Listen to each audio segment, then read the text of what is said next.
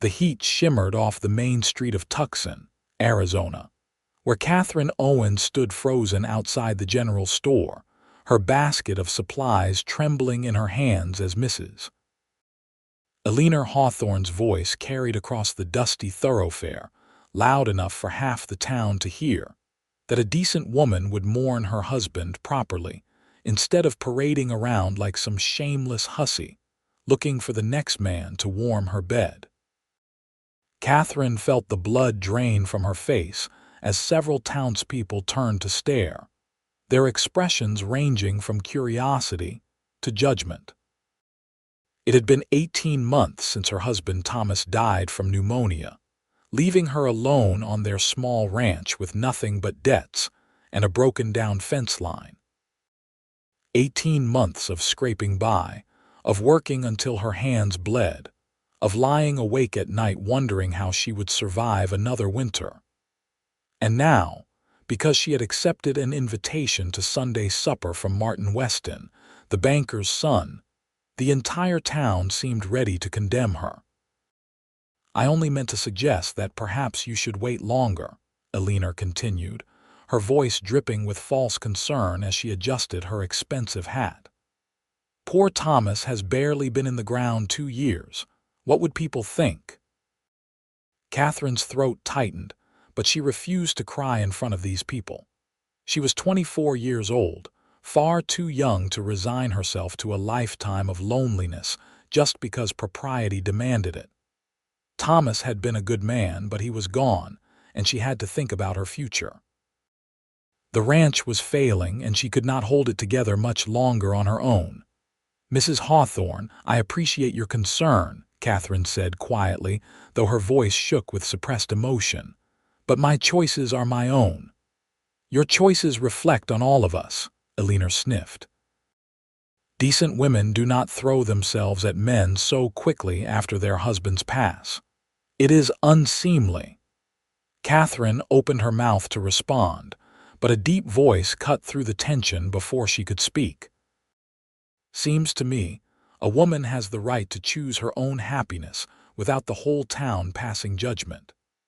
Everyone turned to look at the man who had spoken. He stood in the shadow of the hardware store awning, tall and lean with sun-bronzed skin and dark hair that curled slightly at his collar. Katherine had seen him around town a few times over the past weeks, always polite, always keeping to himself. She thought she had heard someone mention he was working at the Circle T Ranch, breaking horses for old Tom Calloway. The man stepped into the sunlight, and Katherine could see his face clearly now. He had strong features, a straight nose, and eyes the color of weathered cedar that held a quiet intensity. He could not have been more than 26 or 27, she guessed, and he carried himself with the easy confidence of someone who had nothing to prove. "This is none of your concern, Cowboy," Eleanor said dismissively, waving her hand as though shooing away a fly. "Maybe not," the man agreed, his voice calm but firm. "But I have watched enough good people get torn down by gossip and judgment to know it is wrong. This lady has done nothing shameful. There is no shame in choosing happiness, Mrs. Hawthorne. Seems to me you might try finding some of your own instead of stealing it from others." Eleanor's face turned an unflattering shade of purple. "Well, I never. The audacity. Who do you think you are?" "Name is Yates Crawford, madam. And I think I am someone who believes in minding my own business and letting others do the same." He touched the brim of his hat politely, but his eyes remained steady on Eleanor's face. "Now, if you will excuse me, I have supplies to purchase." He walked past Eleanor without another glance, leaving the older woman sputtering indignantly. Katherine stood rooted to the spot, her heart pounding in her chest. No one had defended her like that since Thomas died. Most people had been kind enough in their way, offering casseroles and condolences, but no one had stood up against the town's self-appointed moral guardian. Yates Crawford disappeared into the general store, and the crowd that had gathered began to disperse, murmuring amongst themselves. Alina shot Katherine one last disapproving look before sweeping away, her skirts kicking up dust. Katherine took a shaky breath and forced her feet to move. She needed to finish her shopping and get back to the ranch before dark. The fences would not mend themselves, and she had already wasted too much time in town. Inside the general store, the proprietor, Mr. Jenkins, greeted her with a sympathetic smile. "Do not let Alina get to you, Mrs. Owens. She has nothing better to do than stick her nose where it does not belong."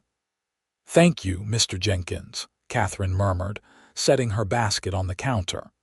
She needed nails, some rope, and if she could afford it, a new hinge for the barn door that had been hanging crooked for months. As Mr. Jenkins tallied up her supplies, she noticed Yates Crawford examining saddle equipment near the back of the store. He seemed absorbed in his task, running his hands over the leather with the careful attention of someone who knew quality workmanship when he saw it. Katherine paid for her purchases, grateful that she had just enough to cover the essentials, and gathered her parcels. As she turned to leave, she nearly collided with Yates, who had approached the counter with his own items. "Oh, excuse me," she said quickly, stepping aside. "No harm done, madam." He smiled at her, and she noticed the small lines at the corners of his eyes that suggested he smiled often.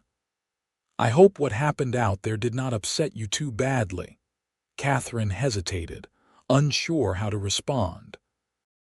Part of her wanted to thank him profusely for his defense, but another part felt embarrassed that she had needed defending at all.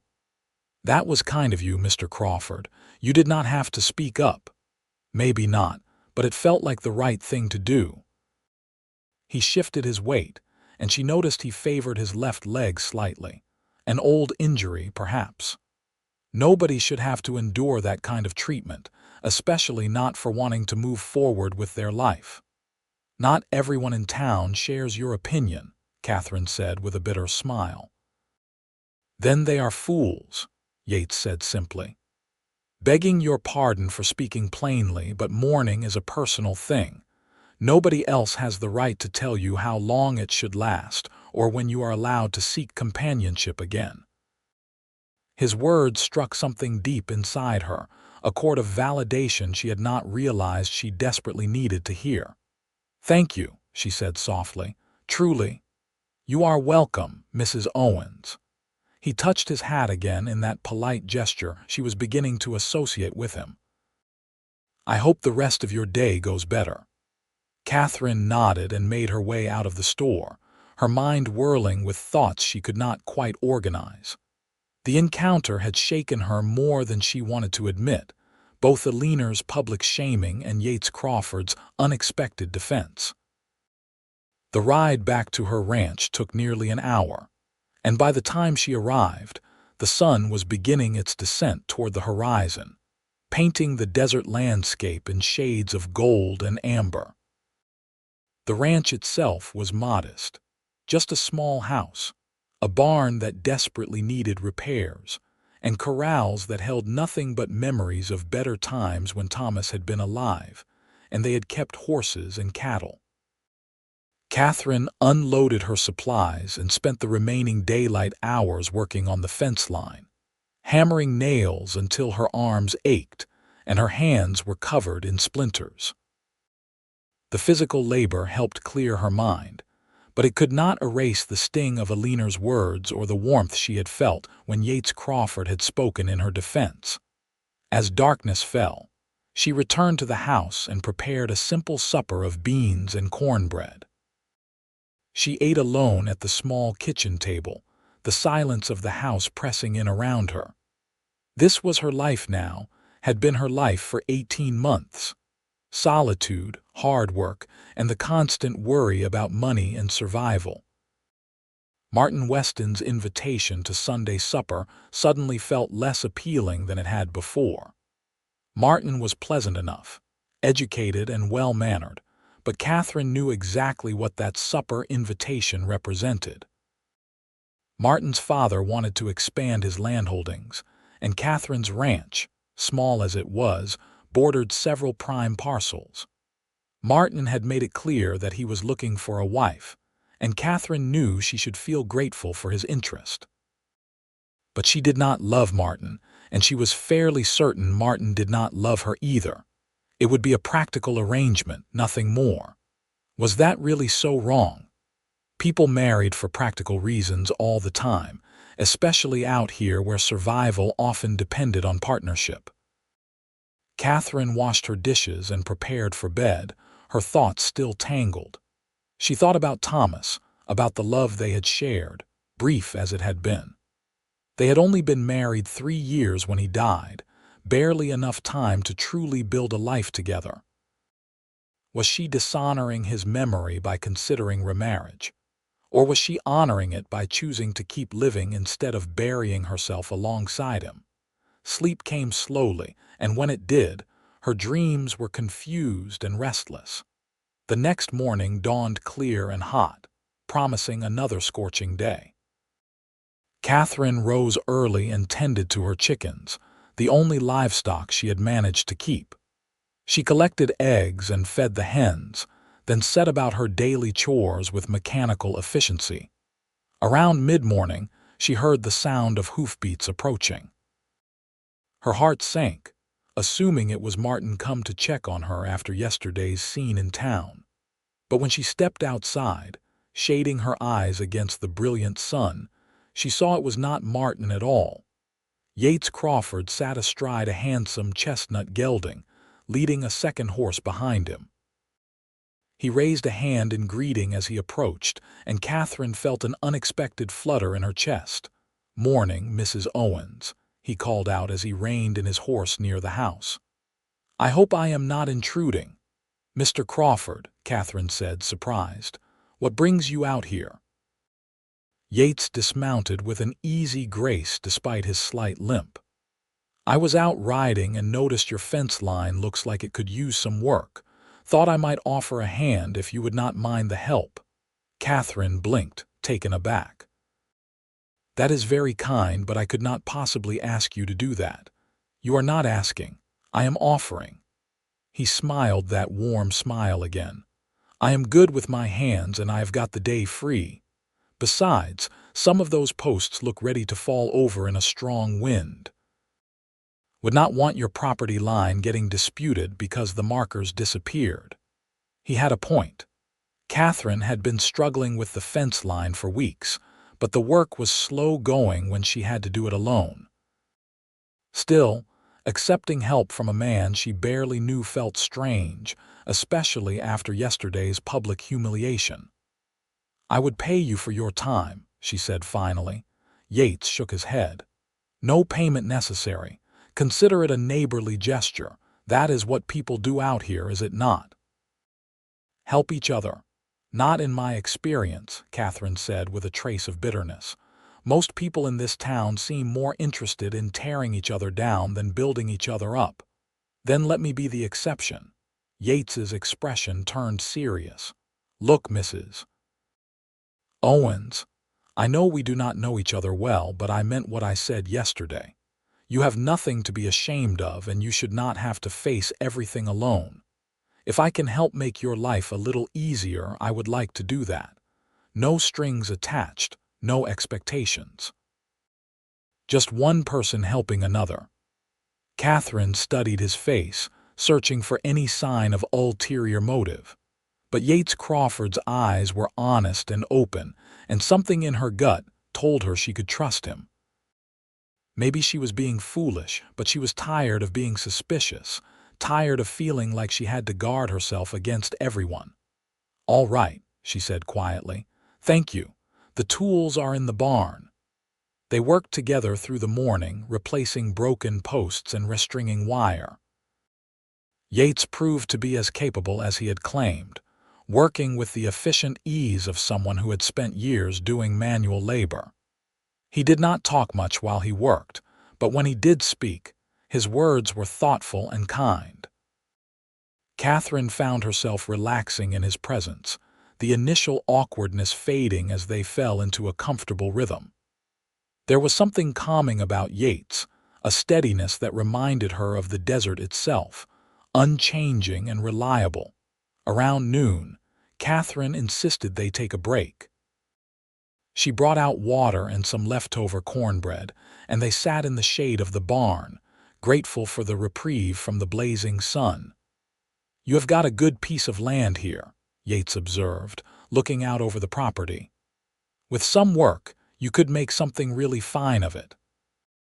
"That was the dream," Katherine said softly. "Thomas and I planned to raise horses. He had a real talent for it. But after he died, I had to sell most of the stock just to pay his medical bills and keep food on the table." "I am sorry for your loss," Yates said, and the sincerity in his voice was unmistakable. "Thank you." Katherine pulled at a loose thread on her skirt. "May I ask you something, Mr. Crawford?" "Yates, please, and yes, ask away." "Why did you really come out here today? We are strangers." "You did not have to do this." Yates was quiet for a moment, considering his answer. "My mother was a widow," he said finally. "My father died when I was 12, trampled by a wild stallion he was trying to break. We lived in a small town in Texas, and after he died, people treated my mother the way that woman treated you yesterday. Every move she made was scrutinized. When she smiled, she was being disrespectful to my father's memory. When she cried, she was putting on a show for sympathy. When a decent man offered to court her 2 years later, the whole town acted like she was committing some cardinal sin." Katherine's heart clenched at the pain in his voice. "What happened? She married him anyway. His name was Robert, and he was good to her, good to me and my sister. But the town never forgave her for it. They made her life miserable with their whispers and their judgment. It wore on her, changed her. The light went out of her eyes." Yates's jaw tightened. "She died 5 years ago, and I always wondered if she might have lived longer if she had been allowed to be happy without all that weight of disapproval crushing her." "I am so sorry," Katherine whispered. "I swore then that if I ever saw another woman being treated that way, I would speak up. So when I heard that Mrs. Hawthorne yesterday, I could not stay silent. And when I saw you trying to manage this place alone, I could not ride by without offering help." He met her eyes. "My mother would have wanted someone to help her. I am just trying to be that someone for you." Katherine felt tears prick her eyes, but she blinked them back. "That is one of the kindest things anyone has ever said to me. It is just the truth." Yates stood and brushed off his pants. "Now we should probably get back to work before the afternoon heat gets too unbearable." They spent the rest of the day working on the fence line, making more progress than Katherine had made in the previous 2 weeks combined. By the time the sun began to set, they had completed nearly a quarter-mile of repairs. "That should hold for a good while," Yates said, examining their handiwork with satisfaction. "You have got good land here, Mrs. Owens. Do not let anyone make you feel like you do not deserve to keep it." "Katherine," she said impulsively. "Please call me Katherine." Yates smiled. "Katherine it is, and I am Yates. Thank you again for your help, Yates. I truly do not know how to repay you. No repayment needed, but if you find yourself needing help again, do not hesitate to ask. I am staying at the boarding house in town, and I work at the Circle T most days, but I can usually make time if you need it." Katherine nodded, feeling a strange mix of gratitude and something else she could not quite name. As she watched Yates ride away, his figure growing smaller against the vast expanse of desert, she realized she had smiled more today than she had in months. Over the following weeks, Yates returned to the ranch several times, always with some excuse about being in the area or having time to spare. Katherine knew she should probably discourage these visits, especially given the town's tendency toward gossip, but she found she could not bring herself to turn him away. His presence had become something she looked forward to, a bright spot in the endless monotony of survival. They worked together on various projects around the ranch, repairing the barn door, patching the roof, clearing brush from around the well. With each passing day, Katherine learned more about Yates Crawford. He had grown up in Texas, spent years working ranches across the Southwest, broke horses for a living but dreamed of having his own spread someday. He was well-read despite his limited formal education, with a particular love for poetry that surprised her. He learned about her too, about her childhood in St. Louis, where her father had been a schoolteacher, about how she had met Thomas at a church social and followed him west with stars in her eyes, about the dreams they had shared, and the heartbreak of watching him waste away from illness while she stood helpless. Katherine found herself telling Yates things she had never told anyone, sharing fears and hopes she had kept locked inside since Thomas's death. He listened without judgment, offered advice when asked but never pushed, and gradually, almost imperceptibly, Katherine realized she was falling in love with him. The realization terrified her. She had not intended this, had not wanted it. She was supposed to be practical, to accept Martin Weston's suit and secure her future through a sensible marriage. But her heart refused to cooperate with her head's careful plans. She knew Yates felt something for her too. She could see it in the way he looked at her when he thought she was not paying attention, in the gentleness of his touch when he helped her down from a wagon, in the way his voice softened when he spoke her name. But he never said anything, never made any declaration, and Katherine understood why. He was a cowboy with little more than the clothes on his back and the horses he trained. What could he offer a woman who was barely holding onto her own property? The situation came to a head on a Sunday afternoon in late August. Katherine had finally accepted another invitation from Martin Weston, more out of obligation than desire.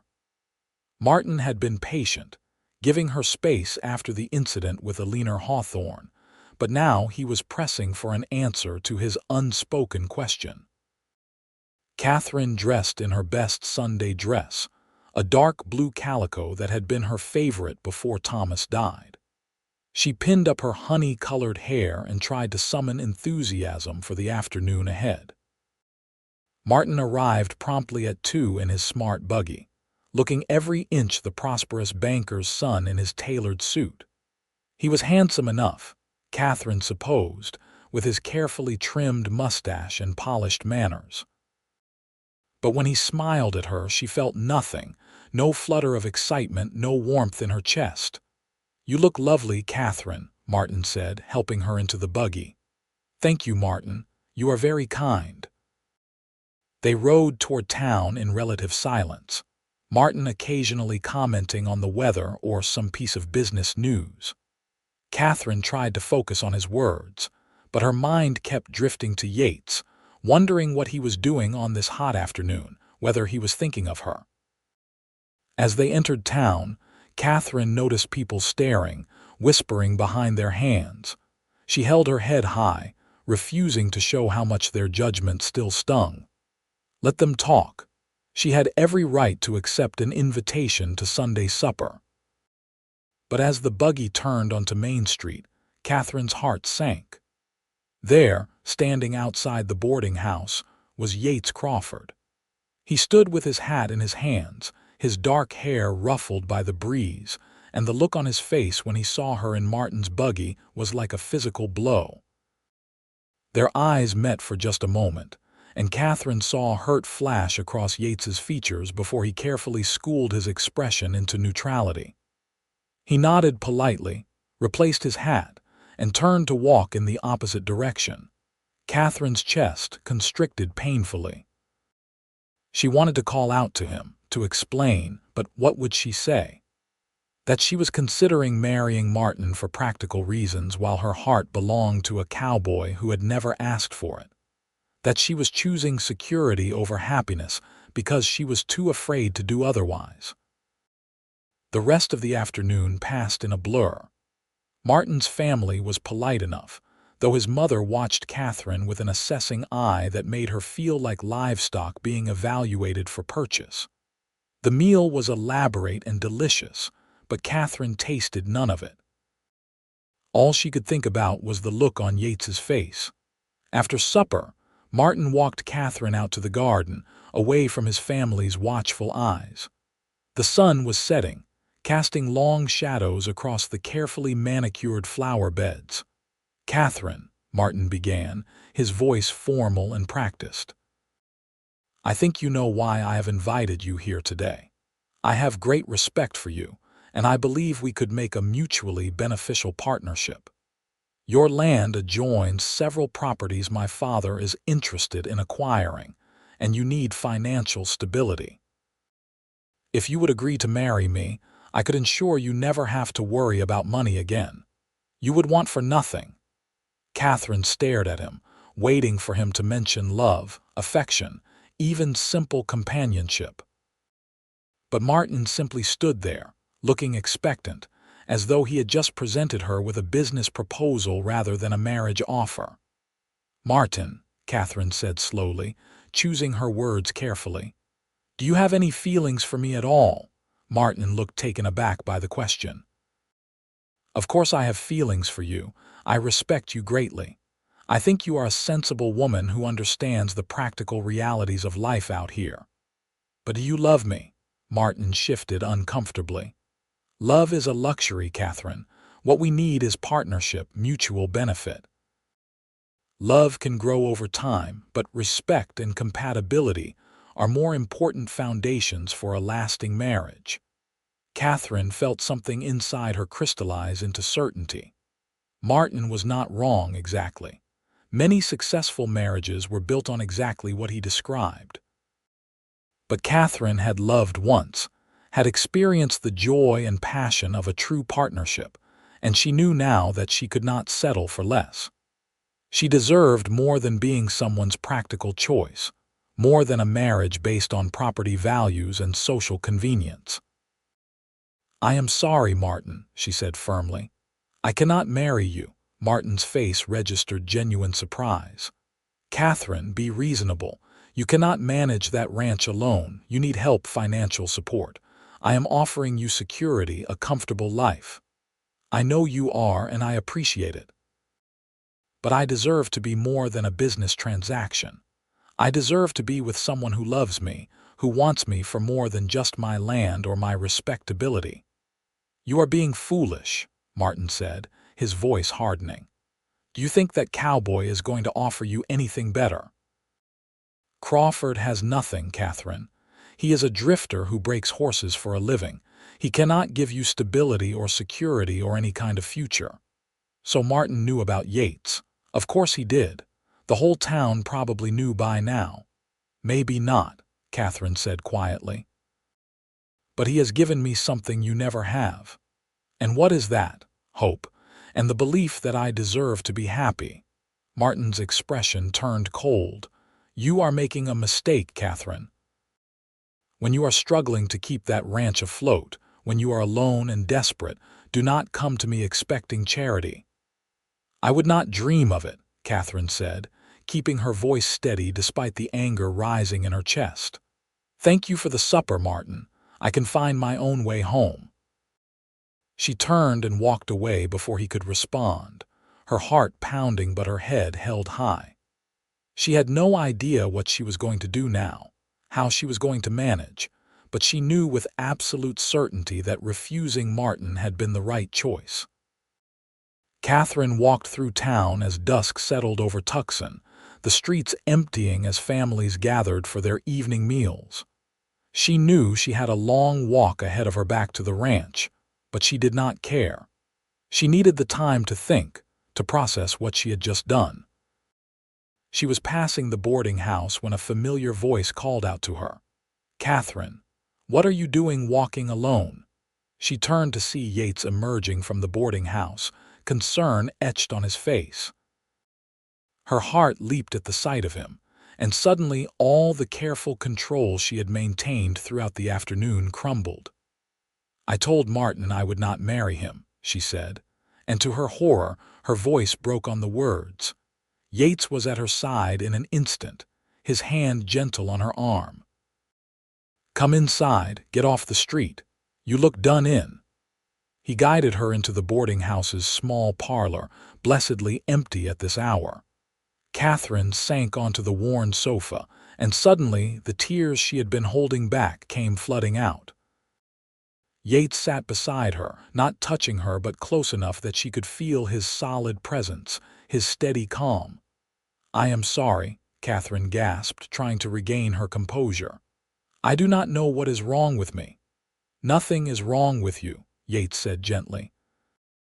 "You have been holding yourself together through more than most people could handle. It is all right to let it out." Katherine cried until she had no tears left, and through it all, Yates sat quietly beside her, offering a handkerchief and silent support. When she finally calmed, she felt drained but somehow lighter, as though crying had released some pressure that had been building inside her for months. "I am a fool," she said quietly. "Martin was offering me everything I need to survive: security, stability, a comfortable life. And I turned him down." "Why did you turn him down?" Yates asked, his voice carefully neutral. Katherine looked at him, really looked at him, seeing the man who had defended her when no one else would, who had worked beside her without asking for anything in return, who had made her laugh and dream and hope again. The man she loved with an intensity that frightened her. "Because I do not love him," she said simply. "And I realized I would rather struggle and be poor and work myself to the bone than spend my life with someone I do not love."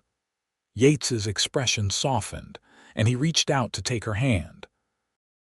His palm was calloused and warm, and Katherine felt a jolt of electricity at his touch. "Katherine," he said, his voice rough with emotion, "I have been trying to stay away from you.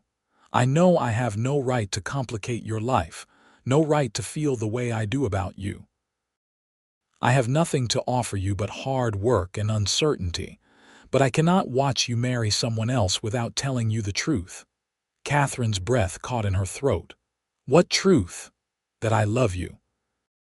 That I have loved you since that first day. I saw you standing up to that hateful woman with your head held high despite your fear. That I love your strength and your courage and the way you keep fighting even when everything seems impossible. That I love the sound of your laugh and the way you bite your lip when you are concentrating on something. I love everything about you, Katherine Owens, and I know I should not, but I cannot help it." Katherine felt joy burst through her chest like sunrise over the desert. "Oh, Yates," she whispered, "I love you too. I have been so afraid to admit it, afraid it was too soon or wrong or impractical, but I love you so much it terrifies me." Yates cupped her face in his hands, his eyes searching hers. "I cannot give you what Martin could. I do not have money or land or security. But I swear to you, Katherine, if you will have me, I will work every day for the rest of my life to make you happy. I will stand beside you and help you save that ranch. I will defend you against anyone who tries to shame you. I will love you with everything I have." "That is all I want," Katherine said, tears streaming down her face again, but this time they were tears of happiness. "That is everything I want." Yates kissed her then, soft and gentle and full of promise. Katherine melted into his embrace, feeling like she had finally come home after a long journey through darkness. This was what she had been missing, this connection, this passion, this sense of rightness that came from being with someone who truly saw her and loved her for exactly who she was. When they finally broke apart, both breathing hard, Yates rested his forehead against hers. "We are going to cause such a scandal," he said with a shaky laugh. "Let them talk," Katherine said fiercely. "I do not care anymore. I choose happiness, Yates. I choose you." "Then I am the luckiest man in Arizona," Yates said, kissing her again. They sat together in the parlor for a long time, making plans and dreaming aloud about their future. Yates had saved some money from his work at the Circle T, enough to help with immediate expenses on the ranch. He knew horses better than anyone, and together they could rebuild the horse breeding operation that Thomas had started. It would be hard work, years of it probably, but they would face it together. As night fell completely, Yates insisted on riding Katherine home. They took his horse, Katherine sitting in front of him in the saddle, his arms around her keeping her safe as they rode through the darkness. The desert was alive with night sounds, coyotes calling in the distance, the rustle of creatures moving through the brush, and overhead, stars so bright they looked close enough to touch. When they reached the ranch, Yates helped Katherine down and walked her to the door. "I should go," he said reluctantly, "but I will come back tomorrow if that is all right." "Come early," Katherine said, standing on tiptoe to kiss him. "We have a lot of work to do." Yates grinned, and in that moment he looked years younger, like a man with hope for the first time in a long while. "I will be here at dawn." Katherine watched him ride away, then went inside her small house. It looked exactly the same as it had that morning, but everything felt different. She felt different, lighter and stronger and more certain of herself than she had in years. Over the following weeks, the town gossip reached a fever pitch.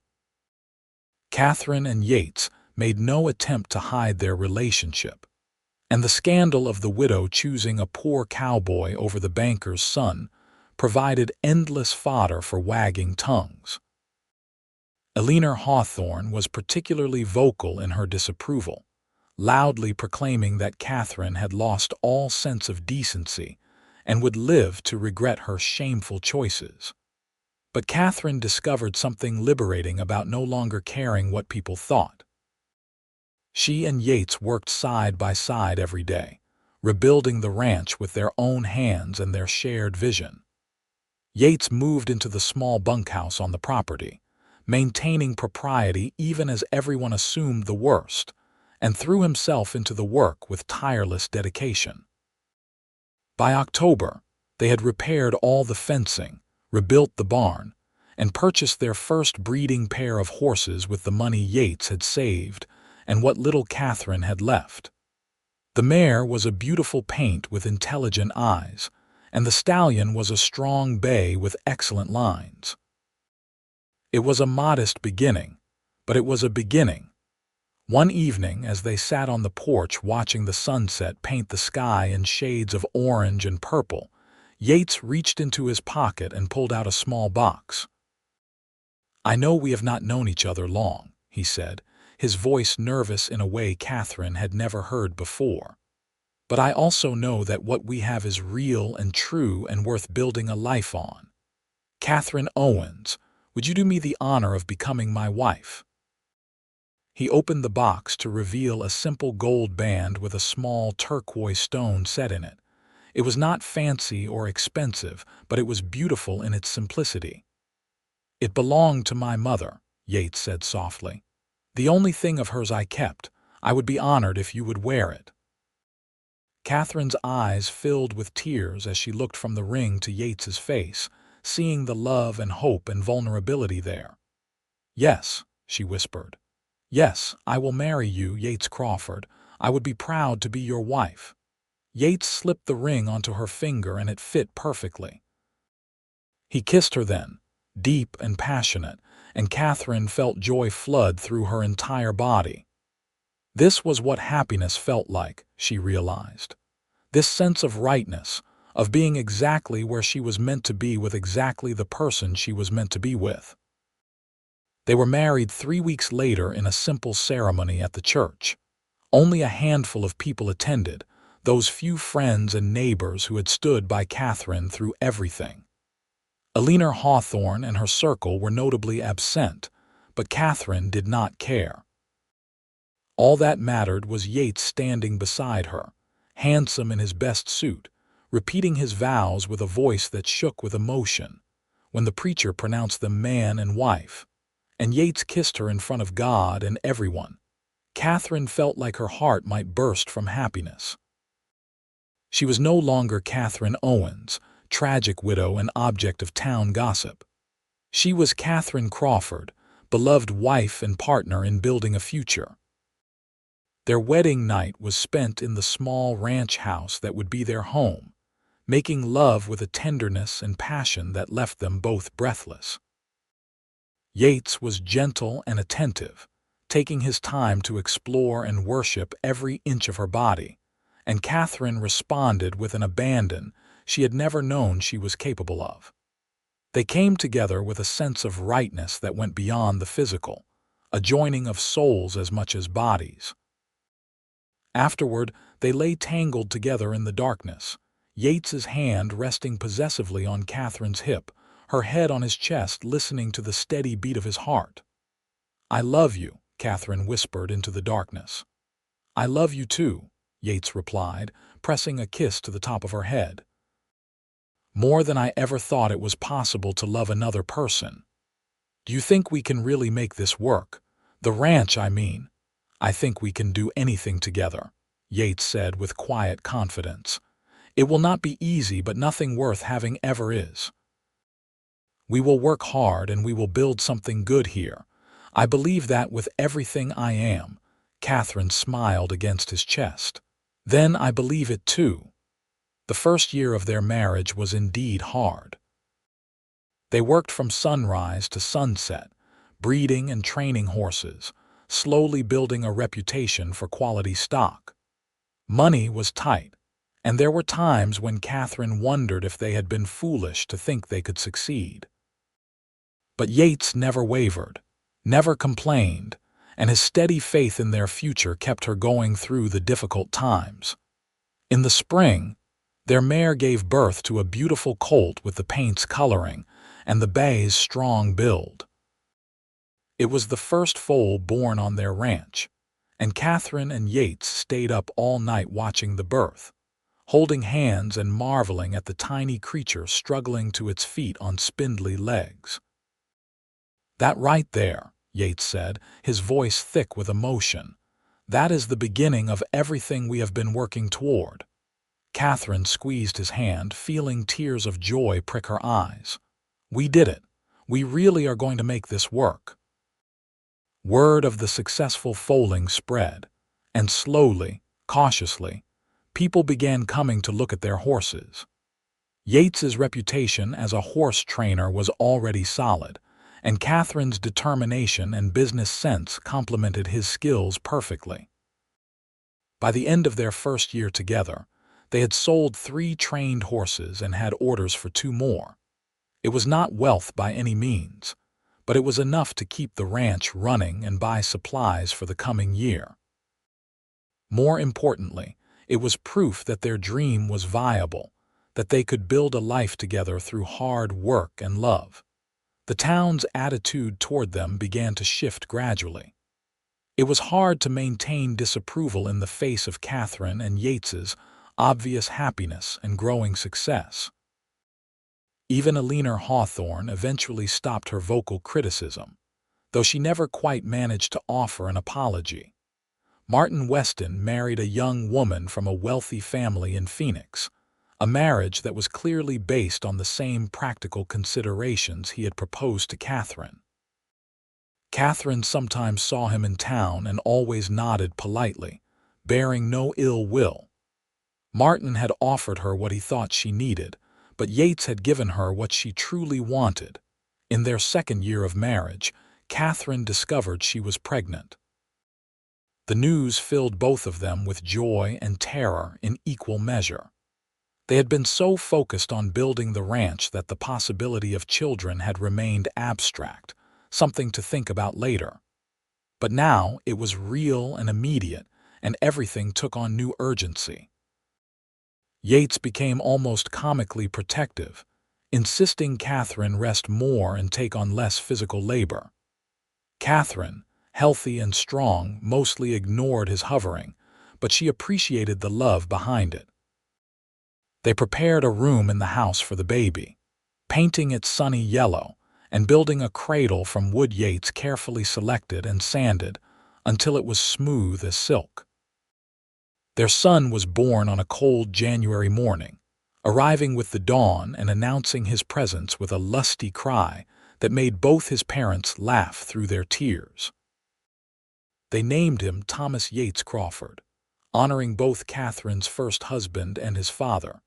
And from the moment Katherine held him in her arms, she knew her heart had expanded in ways she never imagined possible. Yates held his son with shaking hands, staring at the tiny face with an expression of wonder.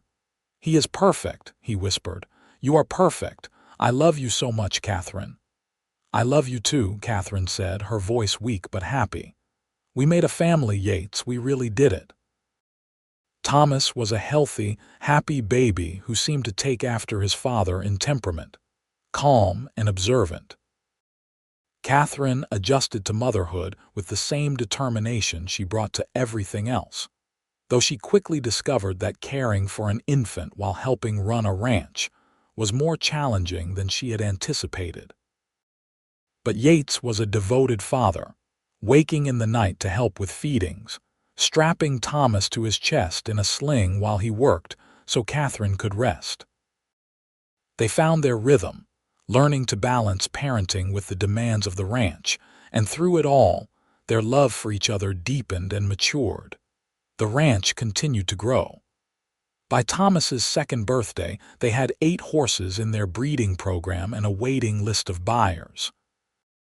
They hired a young man named Sam to help with the daily work, freeing up more of their time to focus on training and business planning.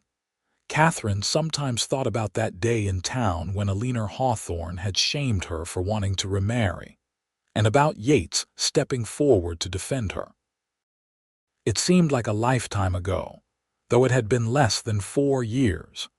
So much had changed, so much had been built from that simple moment of choosing to be happy despite what others thought. On a warm spring evening, as they sat on the porch watching Thomas play with a puppy they had recently adopted, Yates reached over and took Katherine's hand. "What are you thinking about?" he asked, reading the contemplative expression on her face.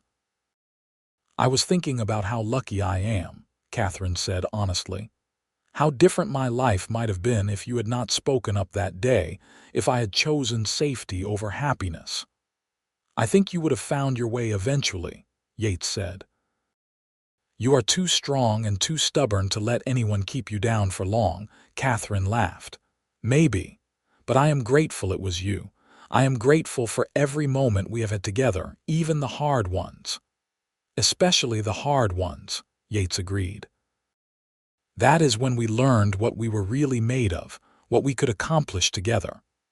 They sat in comfortable silence for a while, watching the sun set over their land, their home, the life they had built with their own hands and their shared determination. "You ever regret it?" Katherine asked quietly. "Choosing me, choosing this life. You could have kept drifting, could have avoided all the responsibility and hard work." Yates turned to look at her, his eyes serious. "Katherine, you are the best thing that ever happened to me. This life, this family, this ranch, it is everything I ever wanted but never thought I could have. I wake up every morning grateful that you chose me, that you took a chance on a poor cowboy with nothing but dreams and determination." "You had more than that," Katherine said softly. "You had courage and kindness and the belief that people deserve happiness. You gave me that belief when I had lost it. You reminded me that there is no shame in choosing to live instead of just survive. There is no shame in choosing happiness." Yates quoted his own words from that long-ago day. "I still believe that. I will always believe that." Thomas toddled over to them then, the puppy following at his heels, and climbed into Yates's lap. Yates wrapped his arms around his son, resting his chin on the boy's dark hair, and Katherine felt such a surge of love for her family that it almost overwhelmed her. This was happiness, she thought. Not the absence of struggle or hardship, but the presence of love and purpose and partnership. It was working side by side toward a common goal, laughing together through the good times and supporting each other through the bad. It was the quiet moments on the porch at sunset and the passionate nights in each other's arms. It was building something lasting and good, something worth fighting for. The years continued to pass, bringing new challenges and new joys. Katherine gave birth to a daughter when Thomas was 3, a spirited little girl they named Sarah Elizabeth, who had her father's eyes and her mother's stubborn determination. Then, 3 years later, another son arrived, James Robert, completing their family. The ranch prospered beyond their initial dreams. Their horses became known throughout Arizona territory for their quality and temperament, and buyers came from as far as New Mexico and California to purchase their stock. They expanded their operations, bought adjacent land, built a proper stable and training facility. But success never changed what was most important to them. Katherine and Yates remained partners in every sense, working together, raising their children together, making decisions together. They never lost sight of what had brought them together, that shared belief in choosing happiness even when the world said they should not. Katherine watched her children grow, teaching them the value of hard work and kindness, and standing up for what was right. She told them the story of how she and their father fell in love, how Yates had defended her when others tried to shame her, how they had built this life together through faith and determination. Never let anyone make you feel ashamed for choosing happiness, she told Sarah one day as they worked in the vegetable garden together. Sarah was 12 now, on the cusp of young womanhood, and Katherine wanted to pass on the lessons she had learned. Do not let fear or judgment or other people's opinions keep you from living the life you want. Like you and Papa did, Sarah said, carefully transplanting tomato seedlings. Exactly like that. It was not easy and people said terrible things, but we knew what we wanted. We chose each other and chose to be happy, and that made all the difference. Sarah nodded thoughtfully, and Katherine hoped her daughter would carry that lesson with her into adulthood, that she would have the courage to follow her heart as Katherine had done. Thomas grew into a fine young man, inheriting his father's gift with horses and his mother's business sense.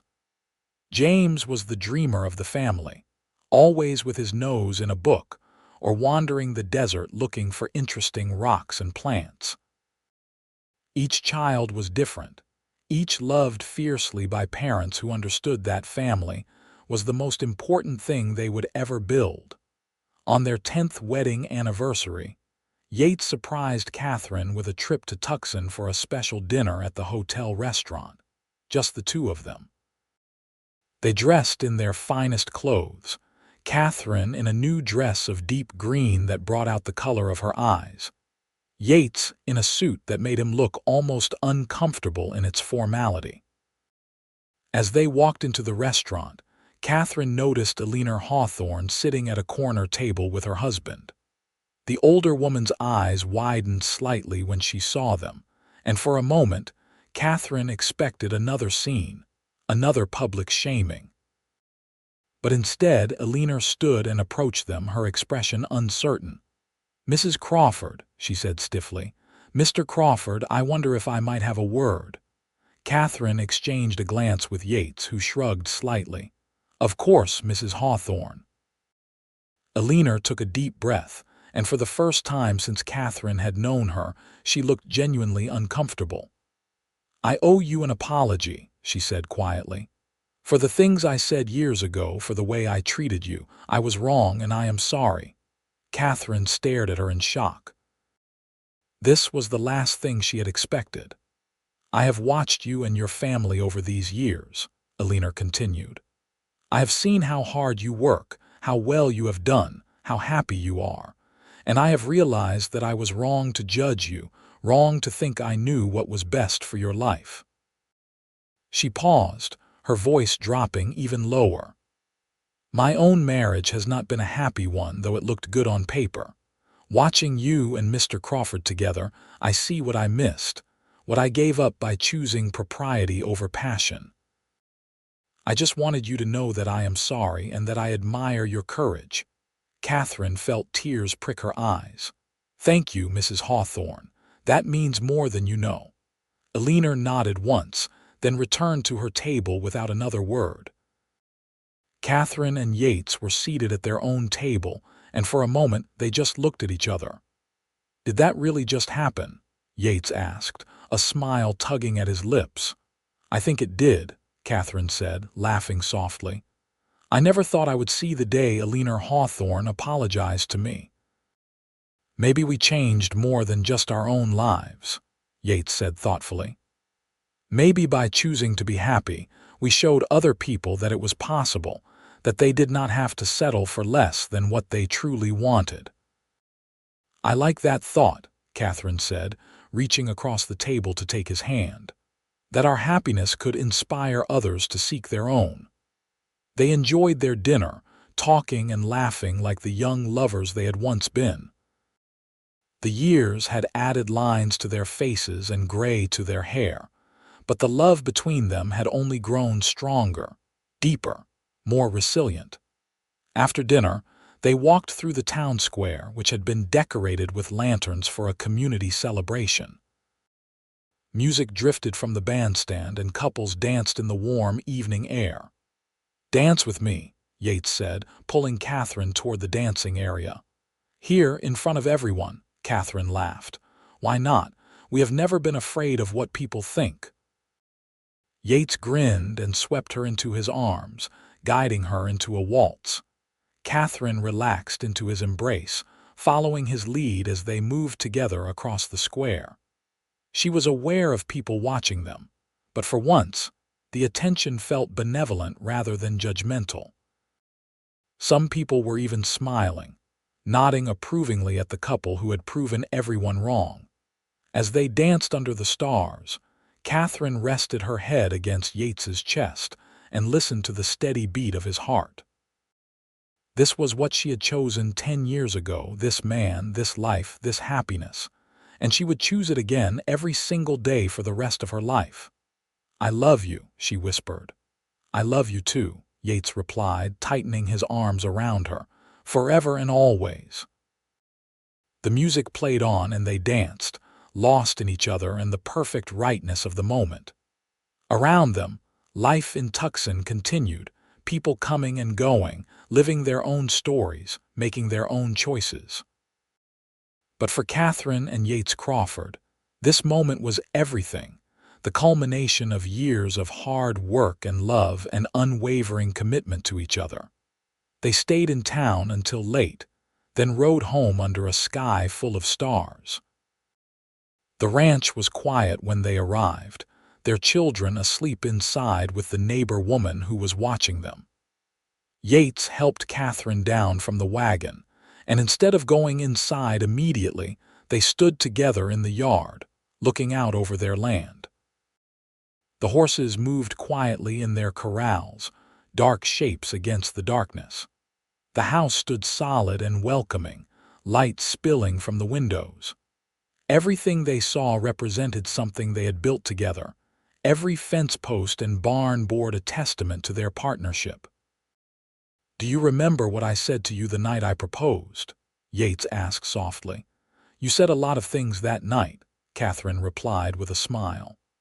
"I told you I would work every day for the rest of my life to make you happy, that I would stand beside you and help you save this ranch, that I would defend you against anyone who tried to shame you, that I would love you with everything I had."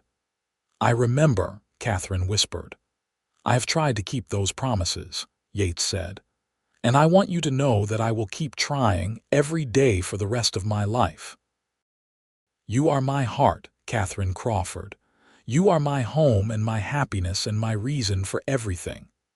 Katherine turned in his arms and kissed him, pouring all her love and gratitude and joy into that kiss. When they finally broke apart, both breathless, she cupped his face in her hands. "You have kept every promise and more," she said. "You gave me back my life, Yates. You gave me permission to be happy again. You showed me that love and partnership and choosing joy over fear is always the right choice. I am the luckiest woman in the world to be your wife." "Then we are both lucky," Yates said, kissing her forehead tenderly, "because I get to spend my life with the strongest, bravest, most beautiful woman I have ever known."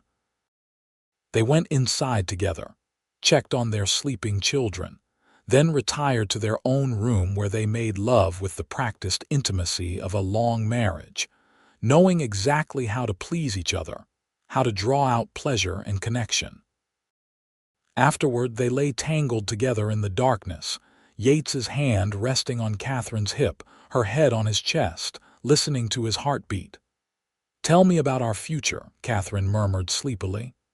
"Our future," Yates repeated thoughtfully. "Well, Thomas will take over the horse breeding operation, and he will be even better at it than we are. Sarah will probably run the whole territory someday with that fierce spirit of hers. James will discover some new species of desert plant and become famous." Catherine laughed softly. "That sounds about right. And what about us? We will grow old together right here on this ranch. We will watch our children build their own lives and families. We will sit on that porch every evening and watch the sunset, holding hands and being grateful for every moment we have had together. And when we are very old and gray, we will still be dancing in the kitchen when we think no one is watching." "That sounds perfect," Catherine whispered. "It does not it?" Yates pressed a kiss to her hair. "Sleep now, my love. Tomorrow is another day of building our future together." Catherine drifted off to sleep, safe and warm in her husband's arms, dreaming of all the tomorrows still to come.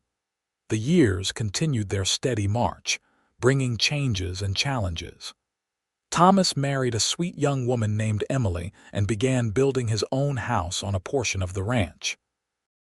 Their first grandchild, a boy they named William, arrived on a snowy December morning, and Catherine held the tiny bundle with tears streaming down her face, marveling at the continuity of life, the way one generation flowed into the next.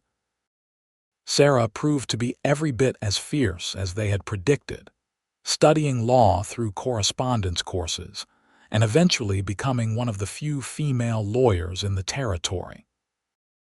She fought for women's rights and property rights and justice for those who could not fight for themselves, and her parents could not have been prouder.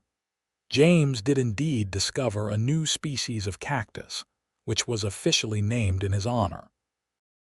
He became a professor of botany, traveling the Southwest and documenting the incredible diversity of desert plant life. Through it all, Catherine and Yates remained the steady center of their family, working the ranch, training horses, loving each other with a devotion that never wavered. They added more grandchildren to their family as the years passed, each one precious and unique, each one carrying forward the legacy of courage and love that Catherine and Yates had established.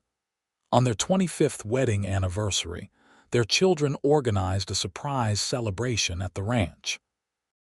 Friends and neighbors from all over the territory came to honor the couple who had proven that choosing love over convention was always the right choice.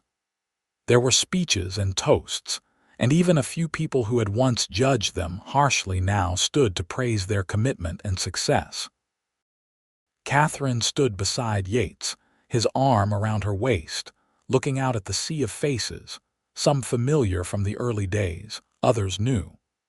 She thought about that young widow who had stood in the street being shamed for wanting to remarry, who had felt so alone and judged.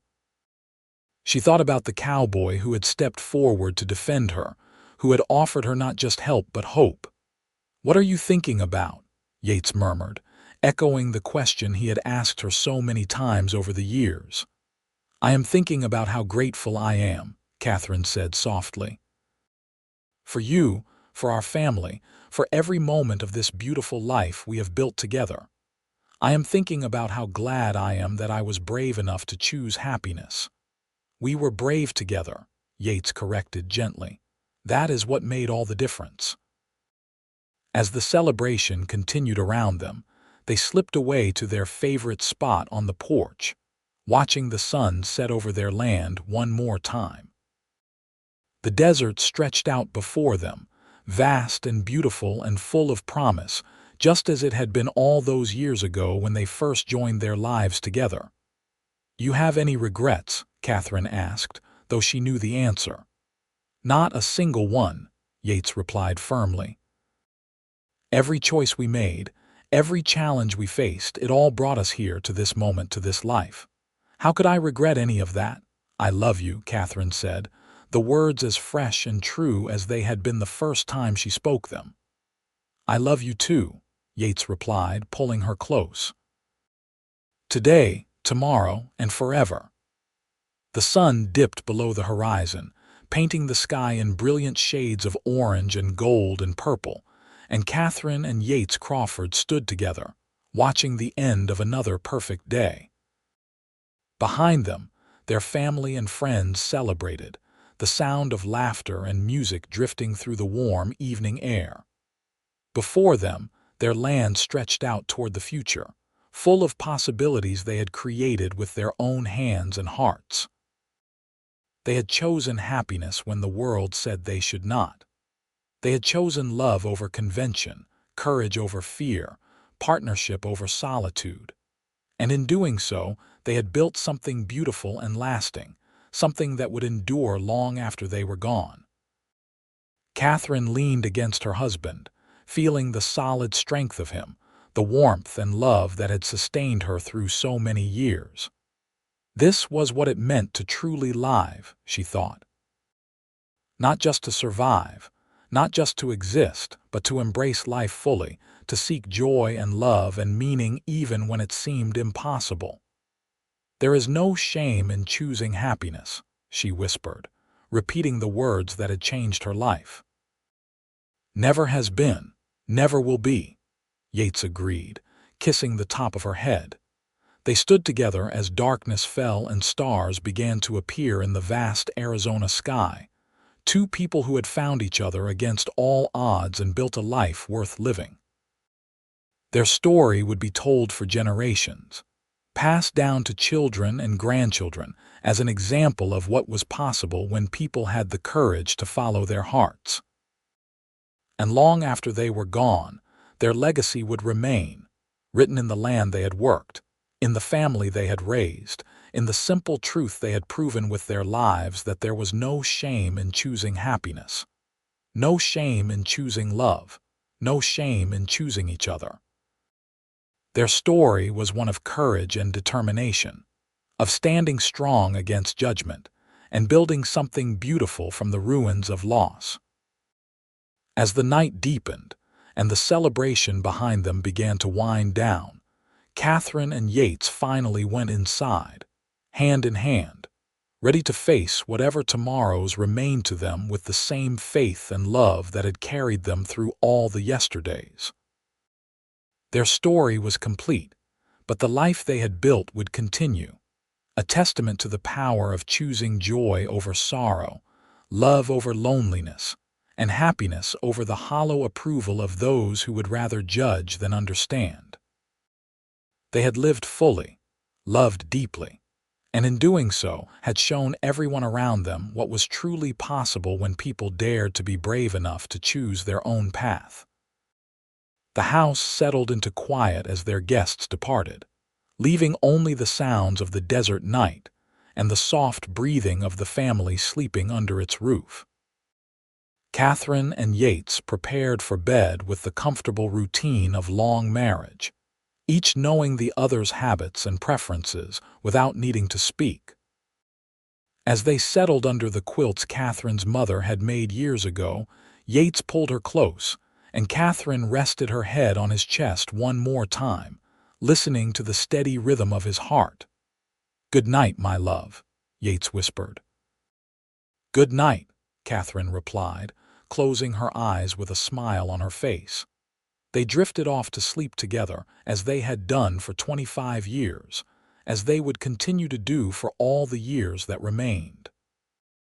Their story was one of triumph over adversity, of love conquering judgment, of two people who chose each other and happiness, and built a life that exceeded their wildest dreams. And in the morning, they would wake together, ready to face another day of the beautiful life they had created, grateful for every moment, every challenge, every joy that had brought them to this place of peace and contentment. Their love had endured through trials and triumphs, had grown deeper with each passing year, and would continue to be the foundation upon which their family and their legacy was built. This was their story, complete and whole, a testament to the simple truth that there is no shame in choosing happiness, and every reason to celebrate the courage it takes to live a life of love and authentic joy.